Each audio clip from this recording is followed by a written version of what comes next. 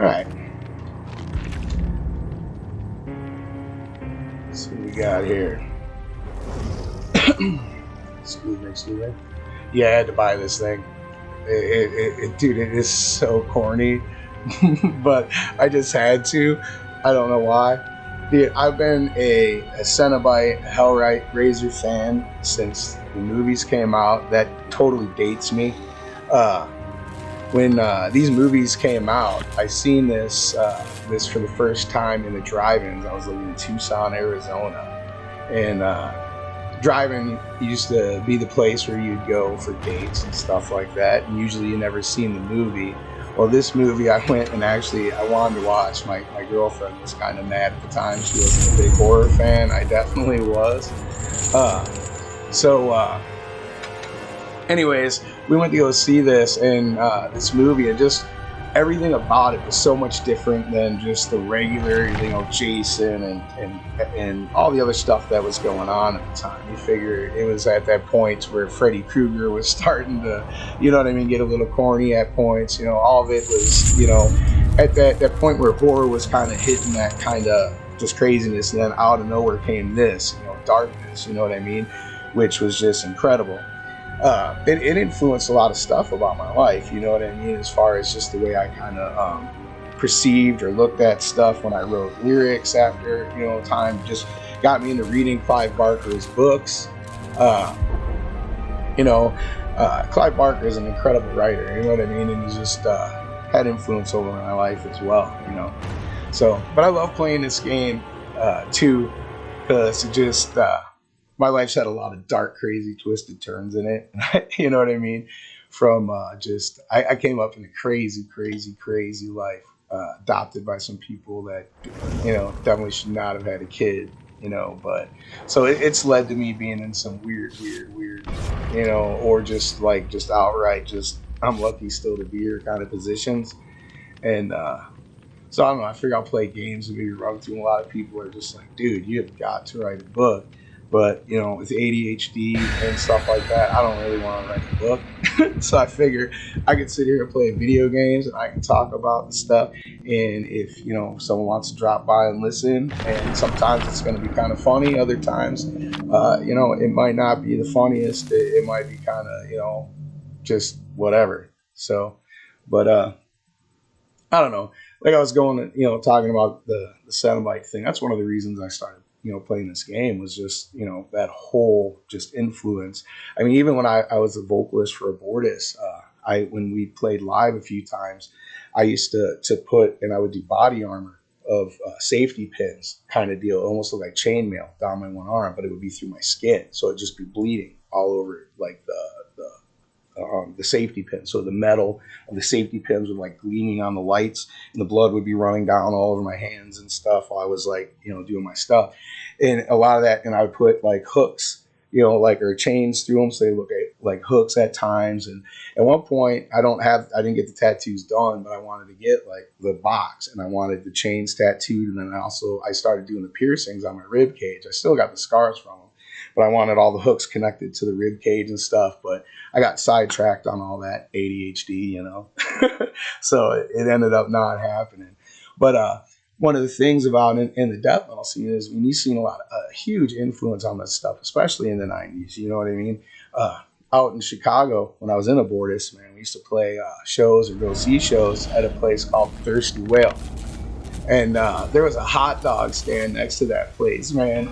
And so during the shows, the death metal shows that would come in there, that was a place where everybody would go to play, because it's just, it was centralized. They had the bars separated, so you could have all ages on the one side, and then there was this cage built around the bar. So, all the kids couldn't get in there type deal. And so during in between the shows, during when people weren't playing, they would go next door, and get food, during intermissions or band setups or before the show. Because people would come there all fucked up, or they get all drunk and get hungry, and the food at the place wasn't the greatest, but you could tell I'm not good at talking to play, she was going to get paid for me. So, anyways, one night we went back, we went over there to eat, and this dude fucking, he was in a band called Fear, man. Or fucking Fear something. It was like kind of an odd name. I think that was the name of it. No, hold on. No, Horror. My bad. It was a band called Horror. And he used to have like a full thing of the Cenobites painted on the back of his jacket. And he went inside the hot dog place with his girlfriend. And there's like 50 people in there, you know, and they're waiting in line for their food. And they had already ordered. And he sits his girlfriend up on the counter. And they're just straight up making out. You know what I mean? And he's got his hands up the side of her dress. And, you know, just straight up, you know, making out with her. You can tell he's not, you know, he's straight up just got his hands in inappropriate places. And everybody's just like, just watching, not even really caring, because it's like nobody, you know what I mean? Nobody really gives a shit. We've all seen worse. And the owner started just getting crazy, like mad. Come over there, pushed him off the counter, and started screaming. It was like the soup Nazi dude, man, from Seinfeld. No more soup for you. He all canceled their orders. Was like freaking out because there's a very big like Eastern European like you got Lithuanian, you got Polish, you know, Ukrainian. Like all kinds of like a big immigration like in Chicago, and it's like it's one of like a bigger like population like Polish and stuff like that. So it's a pretty cool like scene, you know what I mean? But the dude definitely had like an Eastern European like accent when he's all yelling at him, and so the dude was like, I want my hot dogs at least, you know, this and that. He's like, no, he's like, you get out of here and shit. And he's like screaming and kicks him out, you know? So dude goes outside and grabs a trash can and just hucks it into the window. Just wham, just smashes it into the window. And so everybody's like, holy shit, and he just takes off back into the Thirsty Whale, you know what I mean? And so the guy calls the cops and everything else, and the cops show up at the Thirsty Whale trying to find, you know, whoever, you know, did it. And you figure at that time it's a bunch of metalheads. Everybody looks identical. So it's like going in there and trying to find like one dude amongst like probably 300 tattooed, long haired, you know, piercings. Just there's no way. You know what I mean? So they come in there looking around, and yeah, they couldn't find anybody, man, anybody. It was like legendary, though. It was like something we talked about forever. You know? Alright, we got two of them. Got 2 hits. Let's see. Where'd they go? They go through here.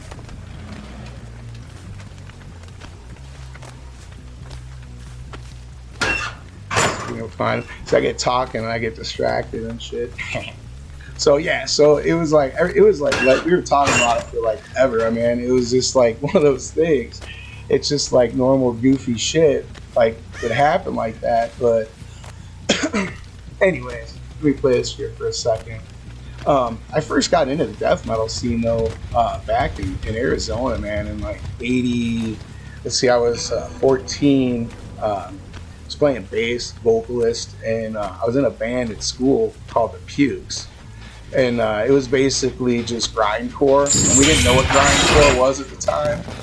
And so anyways, living out in Arizona, that's kind of what like formed it. I came up in the punk scene out there. You know, it was the whole Southwest, kind of like SLC punk. But it was actually Tucson, Arizona punk. The scene out there was insane back in the 80s. It was like super freaking cool, you know?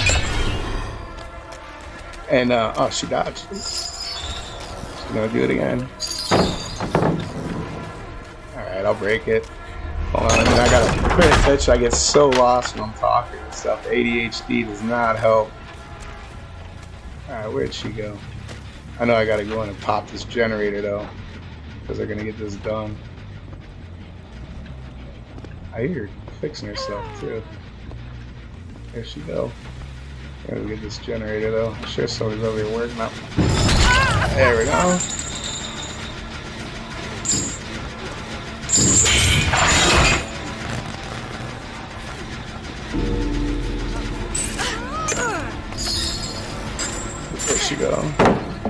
pop this. I don't care.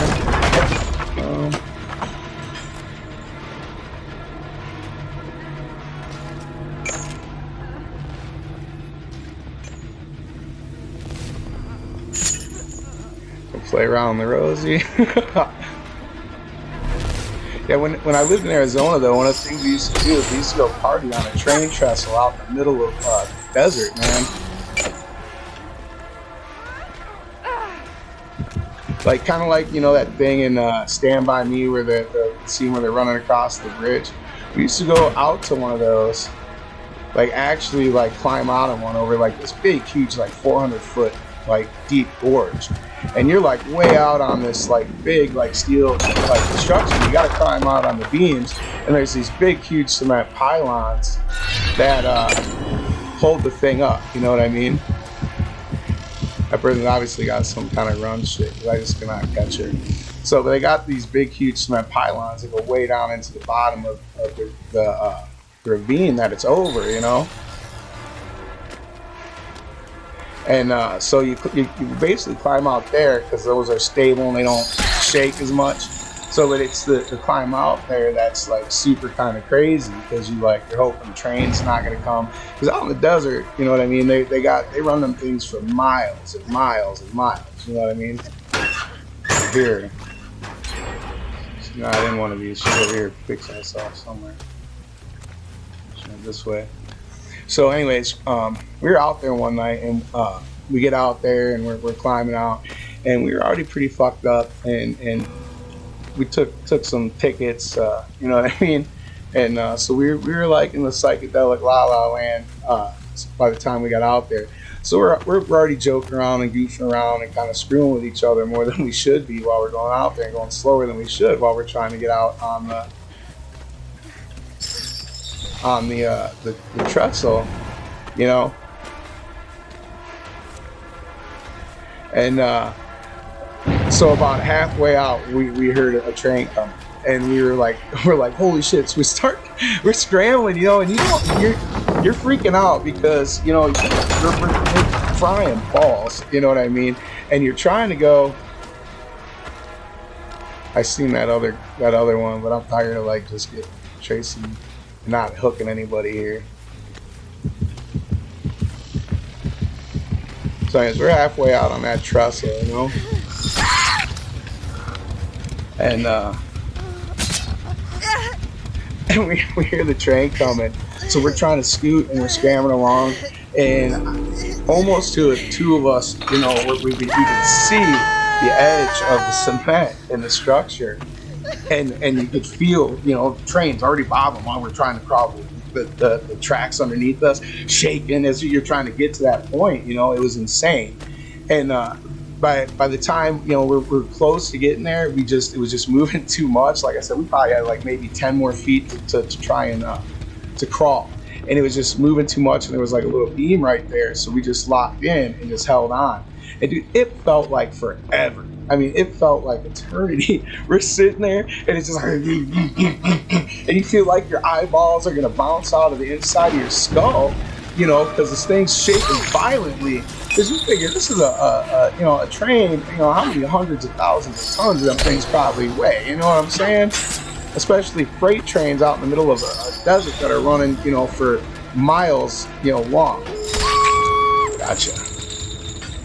The very... there's a couple people coming to rescue. So that's alright. Come to rescue. Come on, let's go to this hook over here. I'm cool with that.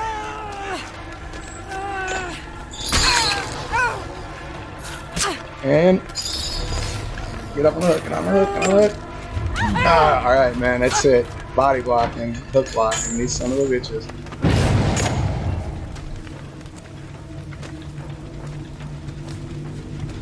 Alright. So yeah, I mean, it's just like you get shit bags that play this game like this, you know what I mean? But it's, you know, it is what it is. It's like it's the same people. I was watching a stream one night, a bunch of survivors that were like, oh, the killers are usually people that, you know what I mean, like have been touched by their dad or something like that. I mean, it's like, dude, it's like I don't ever hear survivors saying or killers saying stuff like that when they're, you know what I mean. I only hear like survivors usually screeching and doing body blocks and yelling and screaming out crazy shit like that. You know what I mean? So it is what it is. I'll continue to play like normal because I'm not a shitbag, and they can play like this if they want to. You know what I mean? I'm all about that. You know, it's whatever.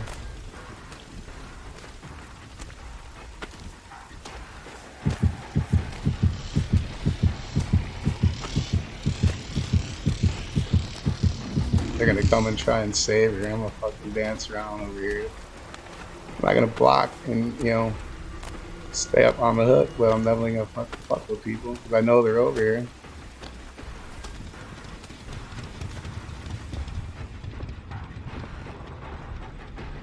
I go like this.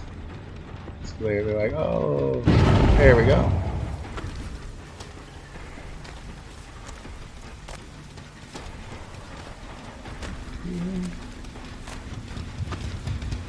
Now they're all gonna come rushing this way.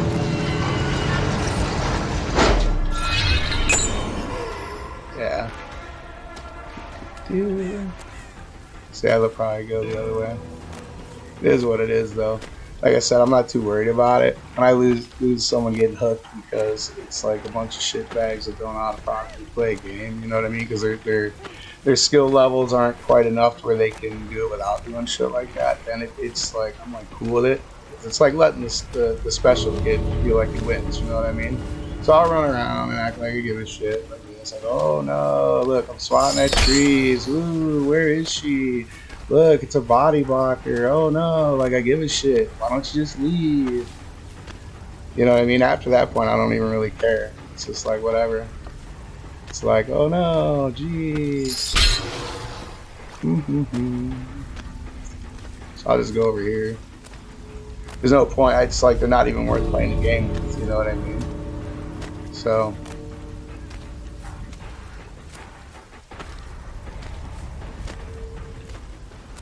So you might as well just go. I see they think I'm gonna actually try and chase them around. I don't give a shit. Once you play like a jackass, you're just pretty much you're not even worth my time or level playing with. I like people that actually, you know what I mean, have skill. So smack some boards and shit. Yeah, I mean, there's no way, you know what I mean. Anyways, so we're hanging on that trestle, just bouncing, man, just bouncing. And dude, like I said, my eyeballs felt like they were gonna come out of my head and shit. And I was just, and when you're tripping that hard, man, and you're just like, you're in that moment, you're just like, oh my god, I'm gonna die, and you're being vibrated. I felt like I was having an out of body experience at that point, because just you're in darkness. Because you gotta understand too, you're in the middle of the desert, and you're underneath. You know, a trestle. Those things are like, you figure you're on the metal underneath, and then up on above you, there's like some, you know, like structure and crisscrossing and shit like that. And then from there, here, let's see what shit bags we got going here. Oh yeah, that explains it right there. I mean, that's why they're body blocking and shit. You know, there's one like gold level, but other than that, yeah, they're just a bunch of tools. Yeah, so whatever. You know what I mean? Like I said, it's like they want to play that. It's like I don't get angry. I don't give a shit. I just walk away. You know what I mean?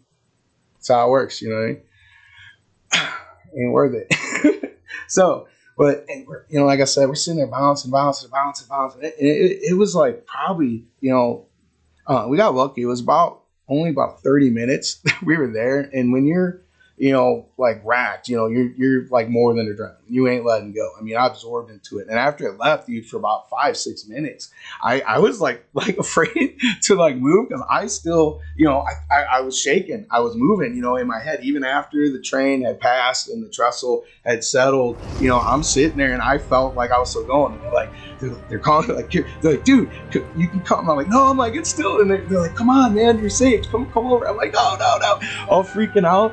And but I finally got up there, and dude, for like an hour, man, that's all we could talk about. Because I mean, you just like you think you're gonna die like that, and especially when you're having like one of those experiences and the things that are running through your head, while you're sitting there thinking you're gonna die, having a psychedelic experience like that. The way it ties you into your like you start looking at your life, and at that point, you know, I need to grab something to drink, some water here. Give me like 2 seconds. I apologize. Very unprofessional of me to get up on the stream, but I left my bottle of water over there.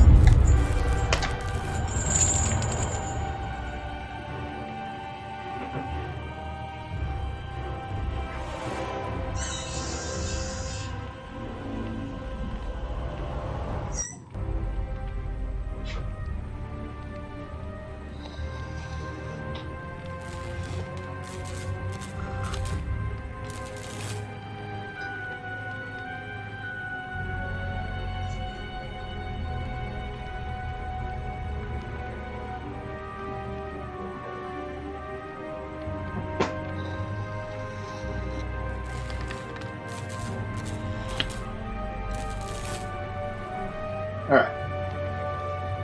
Yeah, my water. Yeah, my water. Oh shit. causing us. Oh shit. Causing all kinds of crazy chaos to happen. All right. So, yeah, and you think about, like I was describing that, the trestle. If you're familiar with like the Southwest and some of those, like there's really big areas where it's like I said, 400, 500 feet drops, and these trains, they cross the desert, for hundreds of miles, and they put them out there for reasons so they can run them, at 4 miles long, 2 miles long, because they're not like interfering with traffic in cities. They're not coming across roads, things like that. I mean, you've got to go out into the desert and know where you're going to go to one of these and hang out. It's not like just, nowadays you can Google map it and shit like that, but back in the day, you had to know people. And that, I had moved there from Chicago, and I got to know people, and that's how I ended up out there. And we used to go there, not all the time, but we went there about 5 or 6 times, you know what I mean? Because it was a kind of a hassle getting out there. But when you're out there, and see, that's the thing too, is you get fucked up because you go out there on the cement thing, the pylons or whatever they are, they go down into the thing, like I said, and all that braces everything together. When you're out on those things, you know what I mean? It's all fun and games, and you're having a good time while you're partying and stuff, but then you got to come back. You know what I mean? So it's like when you got to come back, you got to crawl back this, across all that shit that you just crawled out there to get there. But now, because usually that time when we went out there, we were jacked on the way out because we didn't plan on drinking or doing anything else. We were just planning out there, hanging out till that was done. Sunrise comes up, and then, that whole stagger back, all feeling like crappy. And we would usually camp out in the desert right out by the area. You know what I mean? So it's like no big deal. But a lot of times, and that people go out there, and this is, I've never been a big drinker. It just hasn't been my deal. You know what I mean? And but I've been out there and drank, and I've seen people come pretty close, man, and trying to get back off that thing. And we've come across rattlesnakes out there. I got stung by a scorpion when I was tripping out there before. That wasn't pretty. That was crappy as hell, man. That was horrible. I'm glad it was like one of the bigger ones. And it's it was one of them things. I was like being stupid, and I seen it moving around, and and fucking grabbed it, because I used to catch them as a kid. And so I was like, oh, you know what? And I wasn't a kid at that point. Well, I was a teen, but, still not like a little kid like I used to when I was doing it. And, it was like one of the worst, experiences I ever had in my life, man. It just like my hand like all swelled up. I got like, it was just like, it was bad. It was bad. It's like hard to even describe, because it's like, imagine having a fever dream while you're already, in a psychedelic thing. So you're like combining fever dream with psychedelic thing on top of trying to realize because everything's just going so wrong for you at that moment in your life. And so it was a mess, man. It was a definite mess. I'm gonna run run Pinhead again. I'm gonna do a little less talking. I mean, if it, you know what I mean, I'll pop up and take a little poke and a view here on and off and talk about stuff. I mean, I'm definitely gonna chit chat and about different stuff. Let me see. Let me think of one of the funner stuff that I could talk about. All right, well, here's one, man. Here's something a lot of people, you know what I mean, it's kind of weird. I guess not weird, but all throughout my life, as I was being, when I was brought up, I was born in 1973. Okay, yep. So I'm old dinosaur man. I'm on here playing video games now, and I actually, as a little kid, had a Pong thing. And so yeah, I've played video games from Pong till now, man. Arcades, I've had Atari, I've had the first Nintendo, I've played on Neo Geos, I had 3DOs, I've had, yeah. I mean, and I'm not saying I'm any good at video games, but I've definitely been here for the haul, man. I can remember when Defender first came out on ColecoVision and Atari and everybody, you know what I mean? That kind of shit, you know. Forget where I was going with that, because I'm old. Anyways, let me put this together real fast, because I forget where I was going with that. Like, talking about, okay, so I was born in 73, you know, and there was a lot of cult shit going on at that time. If you look back, like, for some reason, it was like the 70s and 60s were just like the era of just, you know, crazy cult shit. You had like Exorcist come out the year I was born and stuff. Now, I was adopted, mind you, okay? So, and which kind of like crazy is forever I was told as I was growing up that I came from a family of where there was like 6 kids already, and that I was just one too many, and so they had to put me up for adoption. So all my entire life I had this like full realization, or this concept or whatever, that I was you know what I mean, that there was other people out there, you know what I mean, that I guess that I was related to, that I had blood relations, you know, and that someday maybe I could find those people and stuff. And I never really went looking. And then after my parents passed away, and just recently, it's been a couple of years, I was digging through and I found all my adoption papers and stuff, and I found out that that was not the case. It was just a single mom, and they had put stuff to like where the father couldn't, I guess, whatever. It's the paper. It's old paperwork, but anyway. Oh, we got a flashlight. Cool. We get to run Lightborn with a flashlight. We're gonna see how it's. I'm not. I don't even pretend half the time like that I have it. I just walk straight into it, smash them in the face, and watch them run around freaking out. They're like, oh shit, what strategy?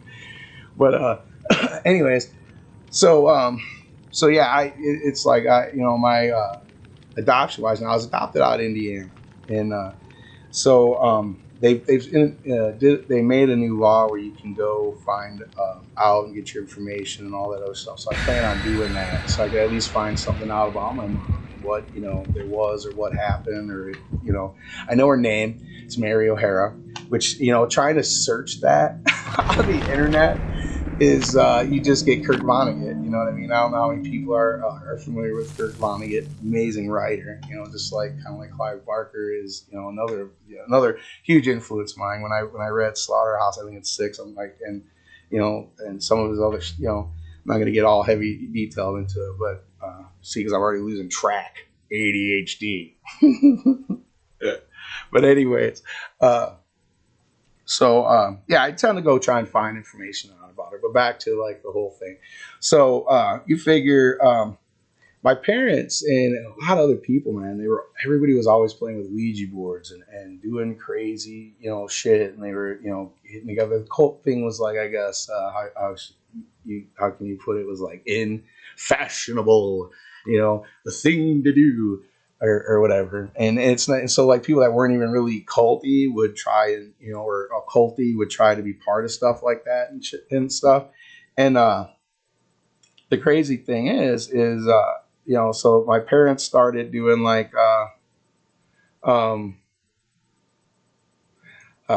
playing with Ouija boards with the rest of they had this whole like like the neighborhood they lived in, all the adults were friends. They all knew each other. They used to go party at each other's houses. They used to, do shit like that. And they'd have like Ouija board like parties where they go read Ouija boards and do just stupid shit. You know what I mean? So, anyways, my mom and dad were playing at the Ouija board one night, and this was like right after they adopted me, within a couple months. It was like around winter time. You figure I was born in May. So it was like, I guess, a cold day out. So it was somewhere between fall and winter when it went down, from what I understand.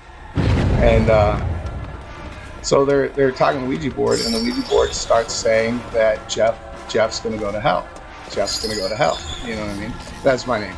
I don't really hide that. You know what I mean? I'm not worried about that. So so my mom's freaking out, and they're like, no, and she's like saying, no, that can't be this and that, and she's, because she just stopped. I'm her kid, so she's, like I said, she's kind of losing her shit. So she's like, how can I stop this? And got a smack on her head, and it told her you have to burn the board at 6 o'clock in the morning. I want, the next day, 6 o'clock.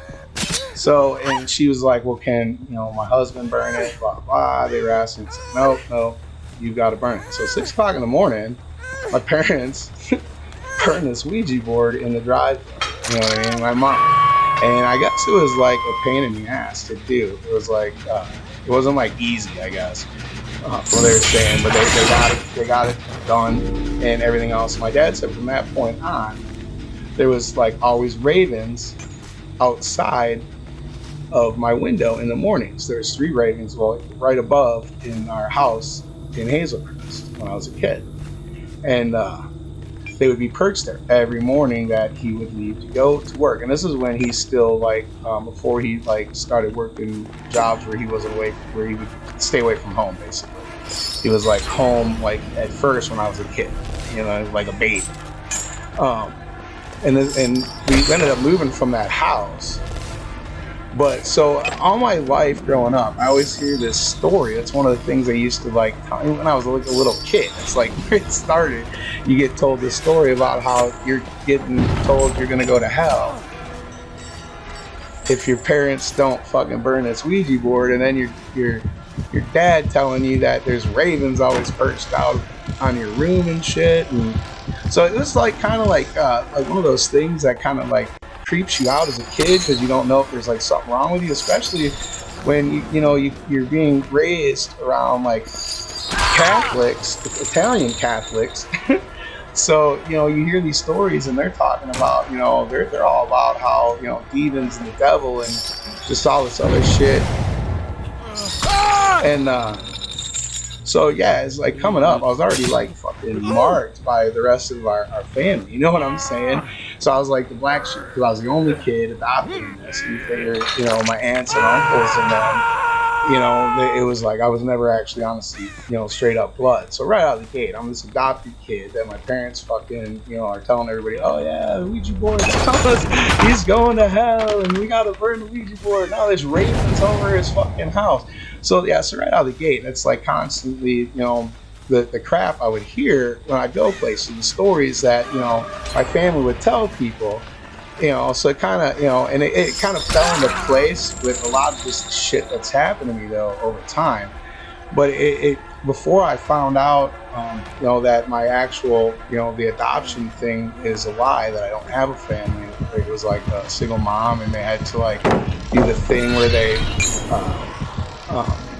hid shit from the dad, according to the paper. They had to file some shit, so that the father couldn't, whatever. Before I found any of that out, like I said, I was always under the assumption that, there was 6 kids, and I was one too many, and this, this poor, Irish Catholic family in Indiana, some farm family, you know what I mean? And so my daughter was always joking around before I found that out, because I would always throw that in her face. But no, there was actually a family, blah, blah. She'd be like, I bet you were one of those cult Manson babies or some shit that they're all over from the 70s and 60s, and these cult leaders would have kids with multiple wives and shit, and then the cults fall apart, and they're trying to hide the babies. They're I bet you, she's I bet you you're one of those. And I was always like, no, I was like, there's no freaking way, because I'm part of a family according to what my mom told me, and that this and that, and then find out there's a whole thing to block, like my actual father from knowing about what was going on. And I seen her duck over here, one of them. No, it was just the bird. So then it kind of like that turned into like, now the joke is that I'm probably like some cult baby and shit in my house. So I mean, but it is what it is. It's kind of funny. So we moved from that area like years after that. But you figure my one cousin, she's 2 years older than me. She literally she drowned when she was I think 2 years old. So it was like I was like maybe only a couple months old, because she's like right around 2 years old, 2 years older than me. And she drowned in the swimming pool in the backyard. That at my aunt and uncle's house, they have one of those big above ground pools. And my uncle used to sleep during the daytime because he worked nights, and my aunt would usually be trying to take care of everything and doing stuff she had, when my cousin got out into the pool, and my Aunt Jackie didn't know, you know what I mean? And she seen her floating out there. My aunt happened to come around the back gate and seen my cousin floating, and she pulled her out. They called the paramedics, and they resuscitated her. She was done. They brought her back, and she was constantly always telling this story as a kid that Grandpa, because both of our grandfathers passed away like right after I was born, like within like a couple months, within like maybe a month or two, you know what I mean? It was like right around the time this happened to her. It was like real close, you know what I mean? And she kept telling stories up to her when she was like 3 and 4 years old about how Grandpa pushed her, told her that she had to go home, and pushed her back. She's seen Grandpa. And so it's kind of crazy about the shit with that is a few years later, now you figure she was like 6 years old at that point, and I was like around 4. And like I said, all of the adults and stuff would bring their families to all hang out. They'd go on like whatever they did, they would usually do together. Like they would have like beach like gatherings, and everybody would get together and they'd play, volleyball and cook food and do, whatever shit like that. And they weren't really paying too much attention to what the kids were doing, you know what I mean? And there was some docks at the one place where we went out by Lake Michigan. Everybody was on the beach, and I wandered out by the docks, and I had this baseball bat with me that I got from my older cousin.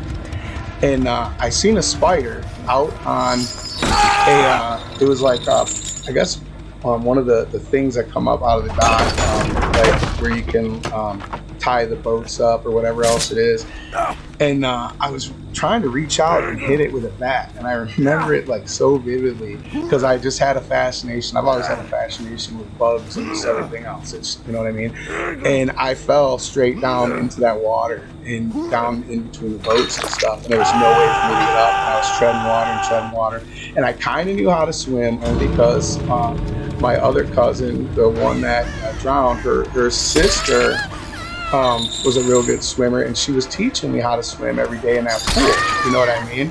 So I was treading water, and my cousin Wendy, the one that had drowned and died, was right down the other side of the dock, and she heard me, and she was trying to find me between the boats, and she got over there, and she was telling me, hand me the bat, and just screaming at me, and I gave her the bat, and she pulled me up and saved my life. Saved me from drowning as a child. If it was not for her at that point, and just being there, and the fact that she got saved herself, I would have been done. And there was just so many times of just with my parents and like parents of that era, that it was just like, your kids are out doing whatever, you know what I mean? We would just roam. Nobody just paid attention, or when they were doing shit. And we'd get put in like odd and curious situations like that all the time. You know what I mean? So thanks to, the fact that happened, I ended up getting, saved. So, well, I'm gonna hop off this stream. I got a couple things I got to do. If you guys, anybody, watches this, and if you want, I mean, definitely hit a subscribe and a like, because I'm gonna try and stream like this, and I'll put up like clipped videos, things like that, everything else. But I'm gonna try and do streams of wow, I can't believe I got everybody while I was that distracted, just chit chatting and everything else. So that was actually a pretty good game. I didn't even realize I killed everybody. That's kind of jacked up. I don't even remember playing half of it. But anyways, I will be back. You guys have a good day. I'm gonna like I said, got some stuff to do. If you want to hear any other stories or anything else, like I said, I got stuff from childhood, from dumpster diving days all the way to catching scorpions to, like I said, I literally, I was poisoned and killed when I was 16 years old and resuscitated. And that's one of the things why it's just like I have a very different thing about death than my cousin, because I didn't have the same, thing. She was a kid, but I'll get into that on another stream. Anyways, thanks for stopping by. If you could, man, hit a subscribe, hit a like if you like any of the stories or anything that goes on once this like throws up and you can just watch it. And I'll see you guys later. This is The Liquid Tongue. Have a nice day.